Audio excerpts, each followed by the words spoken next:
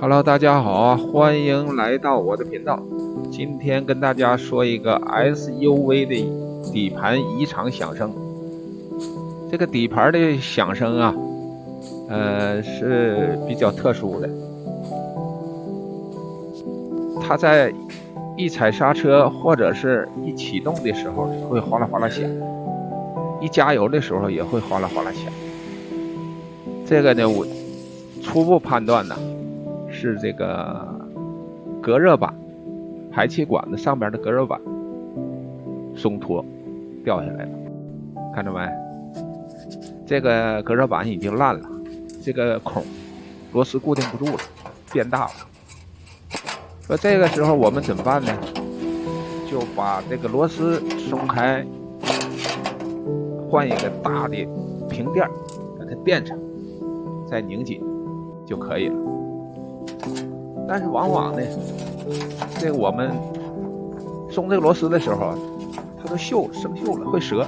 你看这个螺丝就折下来，折了以后呢，你就固定不了这个隔热板，怎么办呢？我们想一个办法，把这个螺丝呢，不用这个螺丝啊，在螺丝的旁边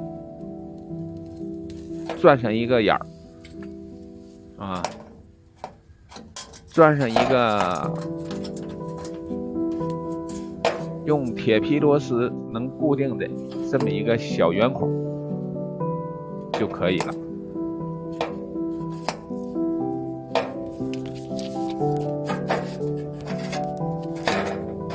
你看这个板呢，一松了以后，你一加油，它就会响；一踩刹车或者一加速、一颠簸的时候，它会响。那这个时候呢，我们在这个螺丝的旁边钻一个小孔啊，钻一个小孔就可以。我们找一个铁皮螺丝啊，找个铁皮螺丝垫上几个大平垫啊，比这个隔热板的这个窟窿还要大的平垫，把它垫上，拧紧就可以了。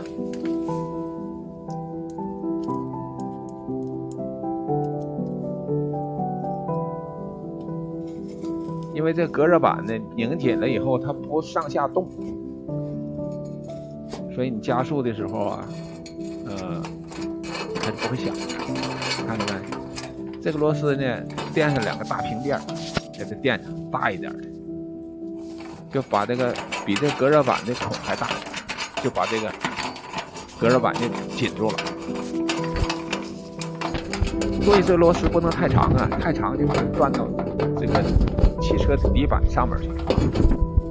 哎，用一个小短的铁皮螺丝就可以了，因为里面还有那个毯子隔着这个脚踏板，所以它就转不上去啊，转到这个底板上就可以了。这隔热板呢是从前到后都有的，一般的车辆呢分3到4块啊，有的呢甚至更多，因为它这个排气管呢从前面到后面都要有隔热板，也没有隔热板呢，它就会对车的底板造成这个，因为你在平时排气管发热的时候，就会造成热量损坏底板。我们安好以后呢，我们试一下，看看这次在高速公路上跑一跑，没有响声了，非常好。好了，今天就到这吧。有喜欢的朋友长按点赞，我们下期再见，拜拜。